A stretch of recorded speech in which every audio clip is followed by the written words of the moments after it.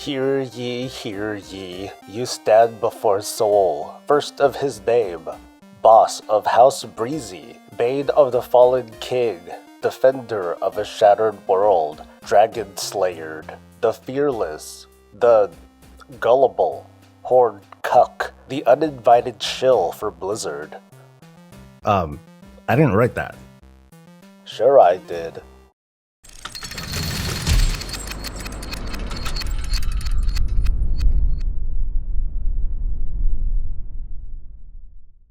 Why hello, it's Soul. It is April 12, 2019, this is Warcraft Weekly, and I've gotta say that beyond the vitriol and the hyperbole and the bad-mouthing and the trash-talking, The hopeless optimism, the shilling, the ass-kissing. the conflict among players, it's kind of nice that we can end this week on a high and hopeful note. Or a cautious and skeptical note if you're a real thinker. Right.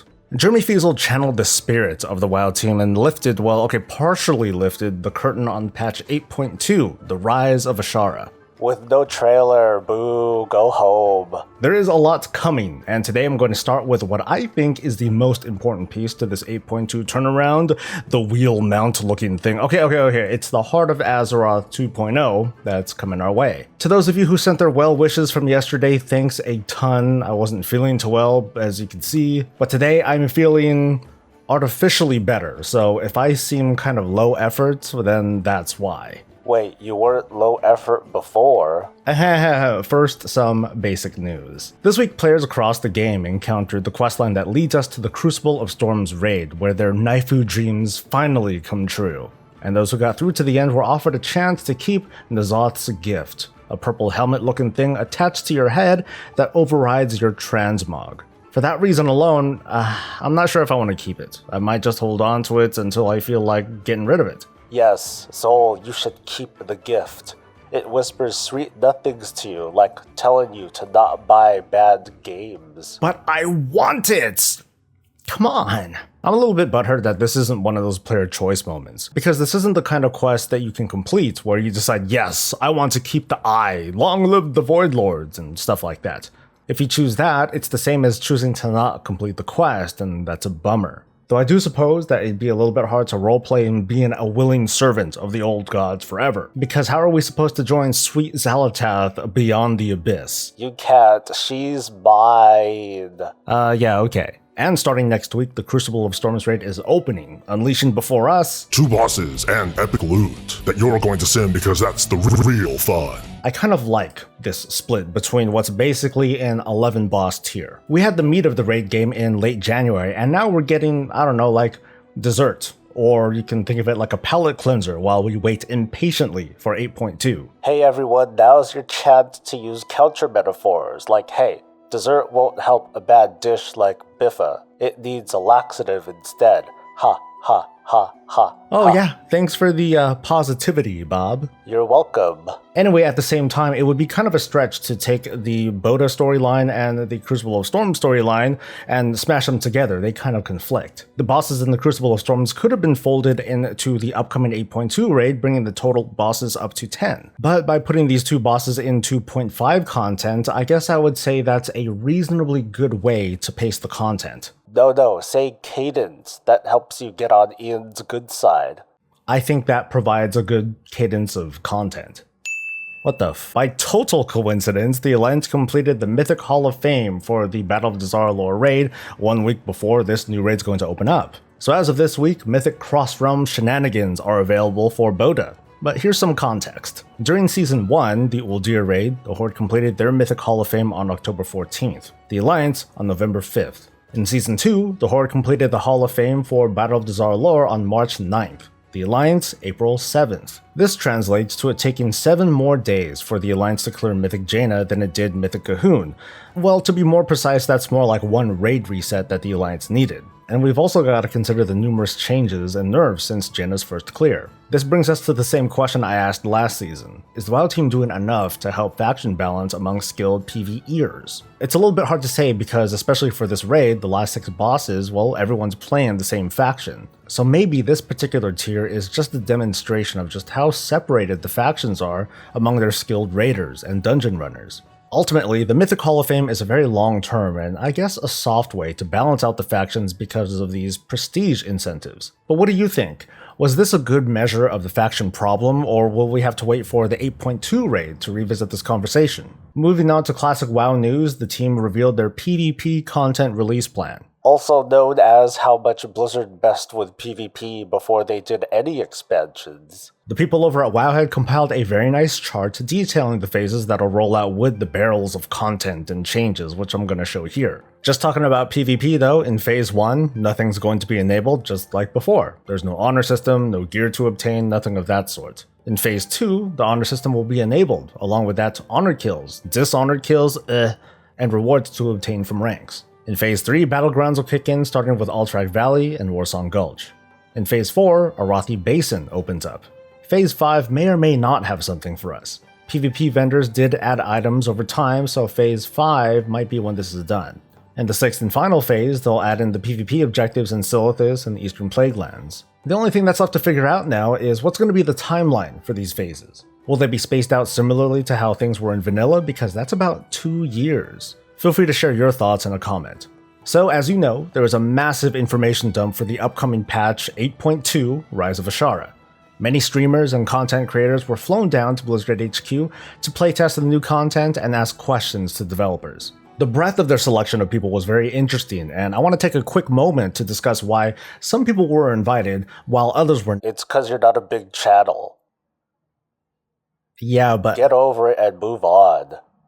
Now. Okay. So there's a lot going on in 8.2. New lands to explore, armor to obtain, stuff to build, and a mount that I will destroy a dungeon to get. But I'm going to focus on one part of this patch that I think is going to define the rest of the BFA expansion, the new Heart of Azeroth system. There are questions to ask. Will it be fulfilling? Will it be good until the end of this expansion? Will it be worth revisiting this kind of system in a future expansion? And does it solve some of WoW's biggest problems, especially when it comes to class progression? No. No to what? The fifth one. I didn't bring up a fifth one. Then the other one. For those of you who might have missed it or aren't 100% on top of it, I'm going to try and describe how this revamped system is going to work based on the information that we have so far. Very early in the patch, pretty much the first day, we'll be able to complete a series of quests that will unlock a new feature called the Heart Forge, which will unlock a new UI that is, but almost not quite, but almost, a remix of the major and minor glyph system. Shown here is a sample UI, where at the center is a slot that will already be unlocked, and you'll be able to apply what are called essences. Essences are your so-called glyphs that are earned from completing various activities. For example, one essence will come from PvP, the other from raids, the other from reputation, another from quests maybe, and so on. Unlike glyphs though, all essences have major and minor traits. The major trait is an active ability. The minor is a passive. When you add an essence to that center slot, you unlock both the major and minor trait for that essence. When you add an essence to the minor slot as shown here and here, you only unlock the minor slot. So what about artifact power? Is that still going to be a thing? As you can see from the UI, in order to unlock that second minor essence slot, you need a neck level of 65, which is a long ways off, considering that our neck level is going to be capped at 50 before 8.2 launches. The other minor slot in the example is already unlocked, but that has a requirement of 55. And as I mentioned earlier, the center slot is unlocked right away. There are some smaller waypoints here that probably give some minor stat bonuses, and basically makes it feel like you're getting something as you're leveling up. So this isn't set in stone yet, but there's a pretty good chance that before the end of this expansion, the system will grow. We might have 2 major slots and 4 minor slots to work with, for example. But this new Heart of Azeroth system is going to be much more than just grinding AP to unlock slots. It's going to be about both unlocking and ranking up these essences. And this is what has me legit, I kid you not, it has me excited for this system. These essences have 4 ranks, and you obtain each rank of essence depending on the activities that you do. So for example, if this happened to be a PvP essence, you'll have to just PvP your pants off to get to that max rank, and presumably that might take a while. What's interesting is that these essences use ranks and they're not levels that you grind for, and this has an interesting implication. It means that, and for another example, let's say this essence is based off of your PvP rating. In order to get the rank 3 essence, you need a 2k rating, and to get rank 4, you need a 3k rating. Or for the Mythic Dungeons, in order to get the rank 3 essence, I need to complete plus 12 in time, so I do. Yeah, sure you do. Okay, let's pretend that I do, alright?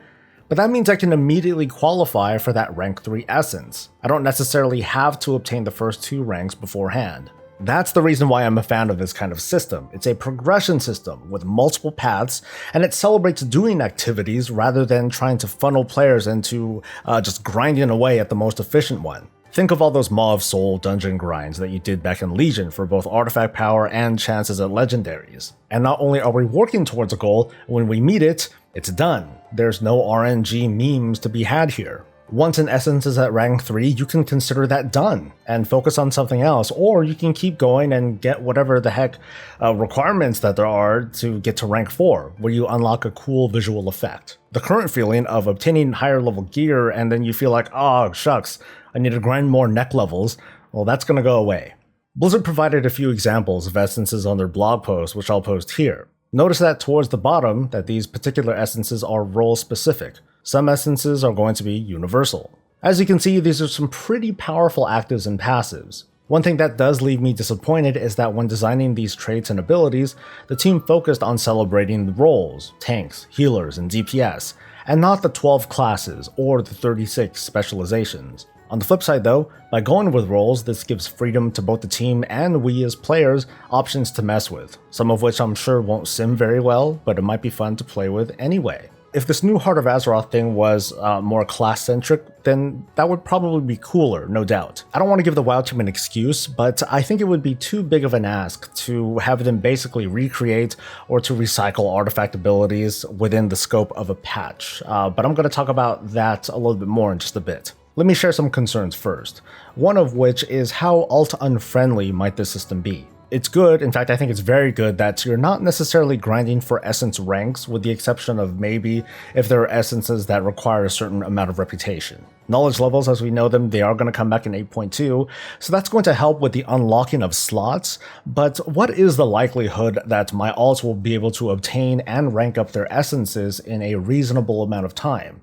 What if I have 10 alts? What if I have 50? Another concern is that neck levels are still going to be a thing. Despite artifact knowledge, and despite the fact that the most important thing, that center trait, is unlocked right away, there are a number of people that just loathe the grind. I asked these questions earlier, so I'm going to give my honest, personal opinions and concerns. Will this be fulfilling? Yes, for the reasons I said earlier. It's a zero RNG progression system that rewards activities. It's an extra button to press that does some really cool stuff. It is going to feel more generic once players read some website that tells them what essences are fun or bad, but really that's up to each individual player's sense of fun. Will it feel good until the end of this expansion? Maybe. Personally, I think the system should expand, but considering the power of some of these abilities, I'm not too sure. Legion did not expand on having more than 2 legendaries, with the exception of the legendary trinket from Antorus. So maybe they'll provide more essences to choose from. In fact, I'm counting on it. They might add more minor slots for passives. As for another major slot though, I think that's pretty unlikely, or if they do, they'll also introduce a round of essences specific to that particular slot. Will this kind of system be worth revisiting in a future expansion? It's obviously too early to tell, but I think it can be. When we really break this system down to its parts, a series of slots that enhance your character with activities and passives that you can swap in and out and rank up, it's pretty much the return of glyphs, and it can have more impact because it's not tied to a profession. I do think that it's a great and a rewarding system that has a long tail and gives a lot of choices for players. I think that introducing it at the start of the expansion rather than the middle as a band-aid would have been a better idea, so I'm interested to see how this plays out. If it works well, and if in the next expansion we can look forward to some sort of hybrid artifact weapon / Heart of Azeroth system, this could be something exciting to look forward to. But does it solve one of WoW's biggest problems, especially when it comes to class progression? Nope. I've read some of the reactions on the forums. And one of the biggest complaints about this system is that it just isn't enough. We want artifact weapons back. We want class identity to come back. Or we just want mob class design back, and so on and so forth. And I get it, there's no questioning that here. This updated Heart of Azeroth system sounds cool, but it's the Heart of Azeroth. It's a neck piece, it's an expansion feature, it's a borrowed power. And as soon as this current conflict is gone, then it's gonna go away. The rank 4 super dope ass cosmetic essence that you grinded your face off for, that's gonna go away. This ability that mutilates my body to do damage to my enemies, that's gonna be gone too. We've seen this before. Warlord's Adrenaline leveling perks, gone. The Legion artifact, gone. At least so far, this Heart of Azeroth, it's gonna be no different, which runs the very high risk of patch 9.0, leaving us stripped of all that we once were, all over again. What we're getting in 8.2 addresses some of the current concerns that we're having with the Battle for Azeroth expansion, but it doesn't address the long-term health of the game. It's got nothing to do with the complaints about the leveling or Titan forging, the lack of progression after Mists of Pandaria, the talent system, secondary stats, stat squishes, class pruning, and a lot of other changes. I get it. But I'm also observing that these negative responses are being directed towards something that was not designed to address these concerns. It's to address the flawed system that the WoW team put in place, Heart of Azeroth 1.0. And nothing more. 8.2 is about, more than anything, what's going on now. If they redid the 1 through 120 experience with like the perfect level squish and great leveling progression, but in exchange they didn't do a damn thing for BFA content, then people would be pissed. So guess what? They're doing what they can about BFA, and they're shelving the 1 through 120 experience along with some of our other concerns, and people are pissed. I would love to see everything under the sun fixed for everybody today, but that's not how this works. I know this sounds like I'm giving Blizzard an excuse here, but I don't expect all of our class and leveling design woes to be solved in a patch. I find it even more ludicrous to try and engage in a discussion where the team stops everything to redo BFA.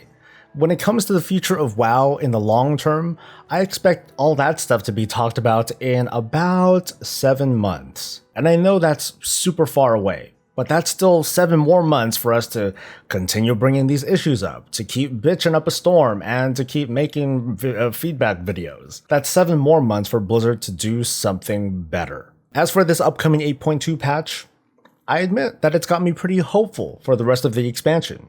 I already feel excited for the essences, like I want these, especially getting these at max rank. And I'm not even talking about all the other stuff that's coming in 8.2. We're just gonna have to wait until next week until we can dive into the PTR, and then I'll give some hands-on impressions of Nazjatar and Mechagon. Until then though, well, that's the show. I'm going to keep this one short and just say to all of you, thank you so much for your support and encouragement. Recording this is actually pretty exhausting. He feeds off this. I feed off this stuff, man. Anyway, next week, bombs are going to drop with the 8.2 PTR. We're going to have the Crucible of Storms raid and perhaps some lore reactions and the aftermath of all that stuff that goes down. And of course, more of Bob, who's a bum. He has no house. Anyway, we'll see you next week, and until then, stay safe, stay happy, and stay breezy.